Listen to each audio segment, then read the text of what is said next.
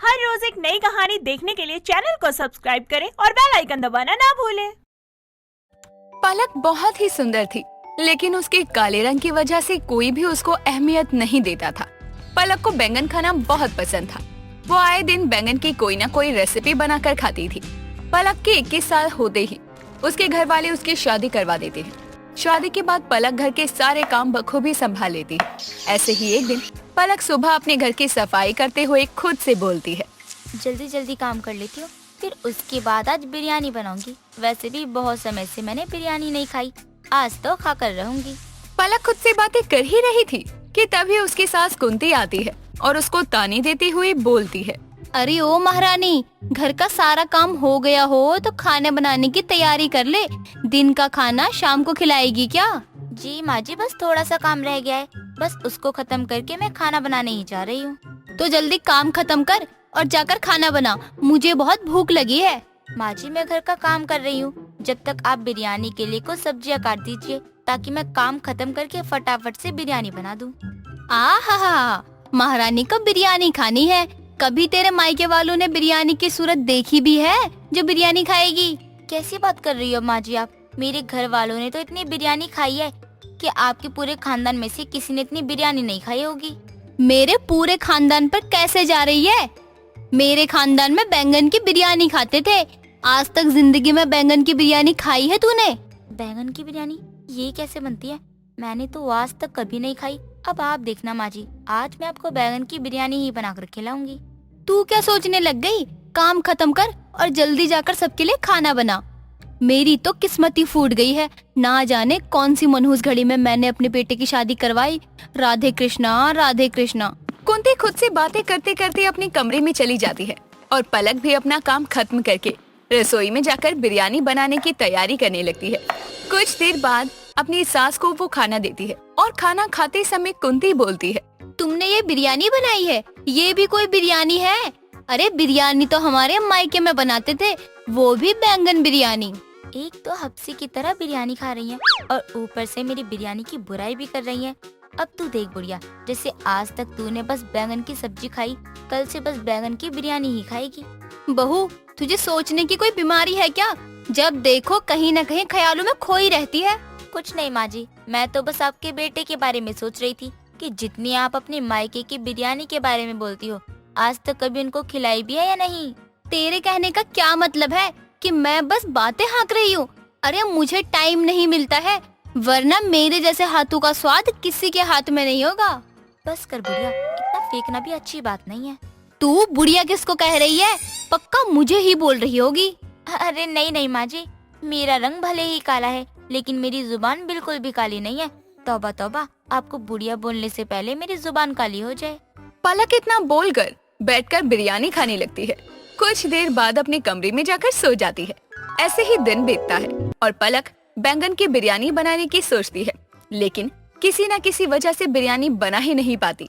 ऐसे ही एक दिन पलक हॉल में बैठकर अपना फोन चला रही थी कि तभी उसको बैंगन बिरयानी की रेसिपी दिखाई देती है और वो खुद से बोलती है, आज तो मैं बैंगन की बिरयानी बना कर ही रहूंगी।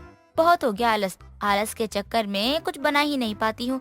अभी मैं बाजार जाकर बैंगन लेकर आऊंगी और फिर उसकी बिरयानी बनाकर खाऊंगी। पलक अपना फोन सोफे पर रखती है और अपने कमरे में जाकर अपना पर्स लेकर सीधा मार्केट बैंगन लेने जाती है और 5 किलो बैंगन लेकर आती है। पलक के हाथ में इतना बैंगन देखकर उसकी ननद पूजा उससे पूछती है, भाभी इतने सारे बैंगन, इन बैंगन का आप क्या करोगी? पूजा, इतने सारे सवाल का जवाब जानकर तुम क्या करोगी? इतने सवाल पूछने की जगह तुम मेरी मदद करो। मदद? और मैं? ये आपकी दिक्कत है, आप ही उठाओ, मैं तो चली कॉलेज। अच्छा जी ठीक है, जब खाना खाने आओगी तब ये मत बोलना कि भाभी आपने मुझे खाना नहीं दिया।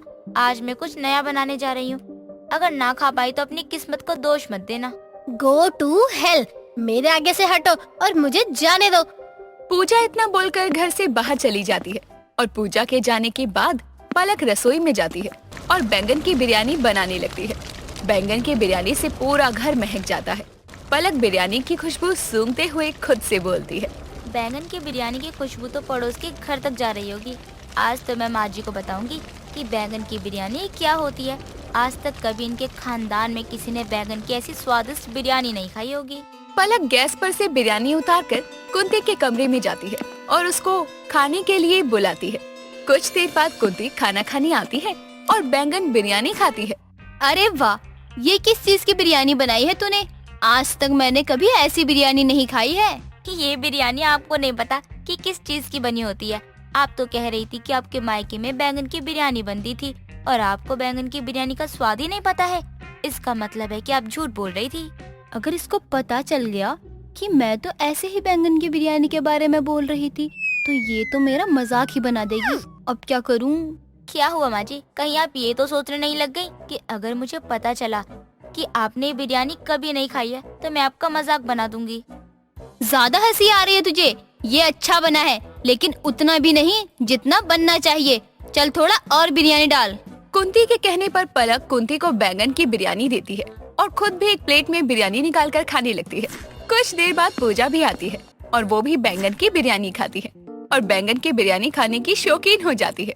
पलक के ससुराल में अब सभी को बैंगन की बिरयानी बहुत पसंद आती है और अभी बैंगन की बिरयानी सब खाने लगते हैं। ऐसे ही एक दिन पलक घर में बैंगन की बिरयानी बना रही थी कि तभी उसकी पड़ोसन विमला को बैंगन की बिरयानी की खुशबू आती है और वो खुशबू का पीछा करते हुए कुंती के घर आ जाती है।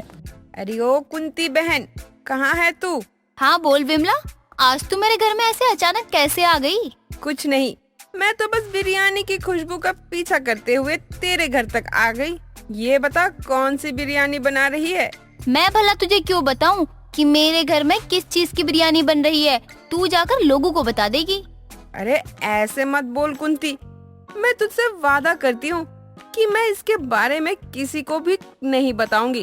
अब बता भी दे। देख, ये राज की बात है। मेरी बहू को बैंगन की बिरयानी बनानी आती है और आज मेरे घर में बैंगन की बिरयानी बन रही है। कौन? वो तेरी काली बहू? वो कब से बैंगन की बिरयानी खाने लग गई? वो तो बैंगन जैसी दिखती है। थोड़ा तमीज से बोल विमला। मेरी बहू को काली बोलने से पहले तो अपनी शक्ल देख ले। तेरी शक्ल तो ऐसी है जैसे कि बिरयानी में जला जीरा।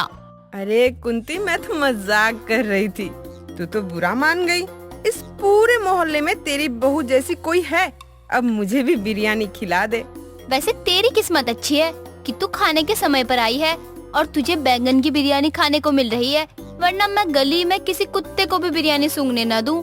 वो तो तू मेरी पड़ोसन है, इसीलिए तुझे कुछ नहीं बोलती हूँ। तेरे कहने का क्या मतलब है कि मैं गली के कुत्ते से भी गैर गुजरी हूँ? अब तू मेरी तुलना कुत्तों से करने लग गई है। इसमें कहने वाली क्या बात है? वो तो तू है। मेरा मतलब है कि तू मेरे मतलब को गलत समझ रही है विमला। अच्छा चल जल्दी खा ले, वरना बिरयानी ठंडी हो जाएगी। कुंती विमला को अपने साथ टेबल पर बैठाती है और पलक दोनों को बैंगन की बिरयानी लाकर देती है, जिसके बाद विमला बिरयानी को बड़े ही चाव से खाती है।